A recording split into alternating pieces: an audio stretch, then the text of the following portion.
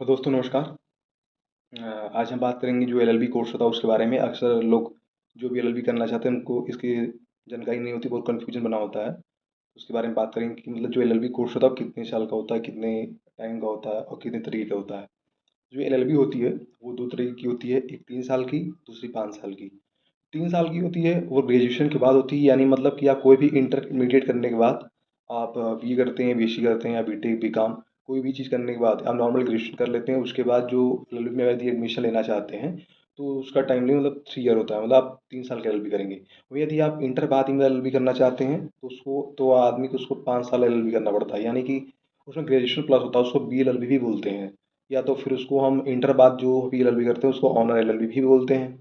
तो जो 3 L L B है और 5 एल एल बी, यानी कि 3 एल एल बी ग्रेजुएशन के बाद होता है और 5 एल एल बी इंटरमीडिएट के बाद ही हो जाता है, जिसमें कि ग्रेजुएशन प्लस होता है।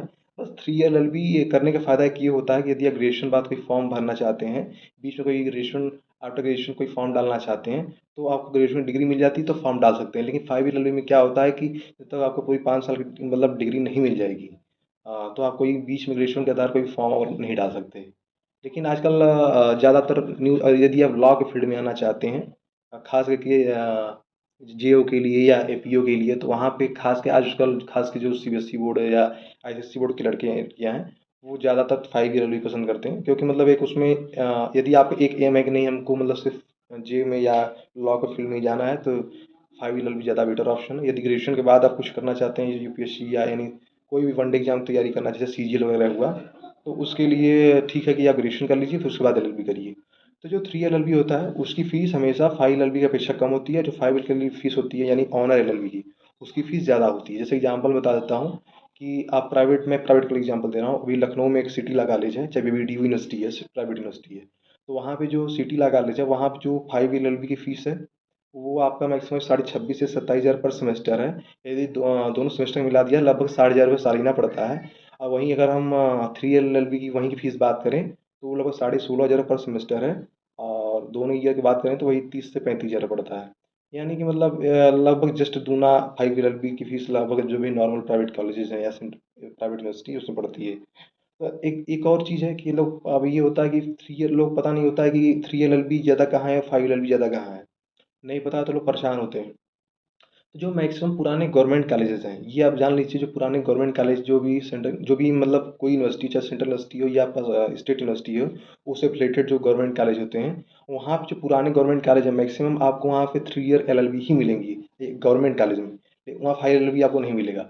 लेकिन जो 5 एलएलबी अगर आपको अप्लाई करना है तो ज़्यादा या तो आपको मेन सेंट्रल यूनिवर्सिटी या स्टेट यूनिवर्सिटी कोई अच्छी यूनिवर्सिटी है तो मेन यूनिवर्सिटी कैंपस में आपको मिलेगा, या तो फिर आपको प्राइवेट प्राइवेट सेक्टर, जो प्राइवेट यूनिवर्सिटी या प्राइवेट कॉलेजेस हैं लॉ के इस फील्ड के, उसमें आपको मिलेगा। जैसे एग्जांपल दे सकता हूँ कि लखनऊ जितने गवर्नमेंट कॉलेजेस हैं मैक्सिमम, शायद ही आपको कहीं 5 एलएलबी मिले, हर जगह आपको 3 ईयर एलएलबी मिलेगा।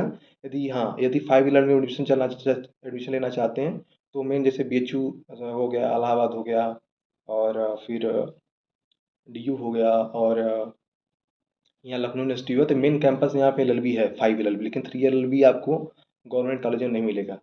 और 5 ईयर जो प्राइवेट कॉलेज वगैरह हैं, जैसे बीडीयू है और सिटी ला कॉलेज, यहाँ पे 3 एलएलबी और 5 एलएलबी दोनों मिल जाएंगे प्राइवेट सेक्टर में।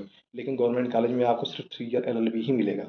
तो 5 ईयर एलएलबी के यदि अप्लाई करना चाहते हैं तो आप सीधे या तो प्राइवेट सेक्टर, प्राइवेट कॉलेज या प्राइवेट यूनिवर्सिटी में जाइए, या तो जो मेरी गवर्नमेंट या सेंट्रल यूनिवर्सिटीज़ हैं उसमें आप सीधे कैंपस से अप्लाई कर सकते हैं। और जो पहले क्या होता था कि एक चीज़ और, जैसे कभी लोग लॉ कॉलेज खोलने की बात करते हैं या कोई भी लॉ सिस्टम, तो पहले क्या होता था कि मैक्सिमम जो मान्यताएं मिलती थी लॉ खोलने की, लॉ कॉलेज खोलने के लिए, ज़्यादातर उसमें 3 ईयर एलएलबी के लिए मान्यता मिलती थी। लेकिन अब क्या क्या जो मान्यता तय करती है लॉ फील्ड के लिए, वो बीसीआई मान्यता तय करती है, वही नियम कानून बनाती है, तो बार काउंसिल ऑफ इंडिया जिसको बोलते हैं हम।